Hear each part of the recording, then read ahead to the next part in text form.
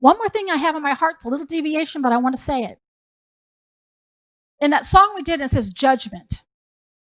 Everybody, when they hear judgment, they just kind of go, I mean, judgment. Judgment is usually looked upon as a very bad thing. Well, if it doesn't go in your favor, it is. It is a bad thing. And that's the thing that the world out there does not want to concede to, that he has the right to do that.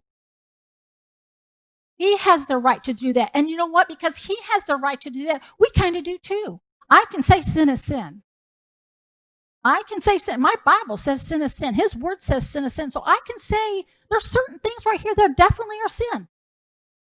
But the world out there, when I say the world out there, I'm talking about the Antichrist spirits ruling the world out there. They don't like that we say that it's sin, that it's wrong.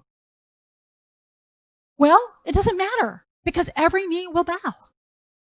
That's the end of the book, okay, kind of. And in reality, even as Christians, we will have a judgment too, the judgment seat of Christ. Does it have to be a bad thing? No. He's just going to go, hey, well done, my good and faithful servant. Okay? For most people. Depends on how you've lived your life as a believer. You know, I don't know what he's going to say. But I know this, judgment is really God's, what do I want to say? God cannot lie. He cannot go against himself. Judgment is just a part of his character, because if it doesn't line up with who he is, it has to go. That's all that is. And so if people get a chance to line up with him and they say no, he says, okay, I don't say I didn't warn you. Because it has to be that way, because of God's character.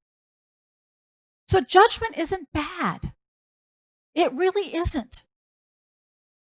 It just has to be. Now, I don't like it when I don't like necessarily the consequences that I see, but the consequences is the wages of sin is death. And there's going to be a time, I don't know when it's going to be, when I won't be allowed to say that publicly anymore. So, squeak out as much as you can right now. That's why you must be led by the Spirit of God. That's why you must be led by the Spirit of God. And that ties into the Spirit of God hallowing God the Father, hallowing his name by being led by the Spirit of God. If he is holy, then we want to be more like him, then we need to do what he says or not do what he says, whatever the case may be. But we live in an exciting time. You were born for such a time as this. Each and every one of you. So don't bemoan, oh, I wish it was like it used to be. Well, that was different. It was comfortable. Yes, there are things I certainly got to do as a child that I would never allow a child to do today. Absolutely could not do it. But don't bemoan that, children that are in here. You live in an exciting time. And get ready, because God is going to pour his Spirit out on you.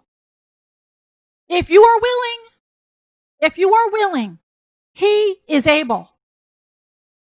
So don't bemoan when you've been born or the times we live in. Go, what do you want me to do, God?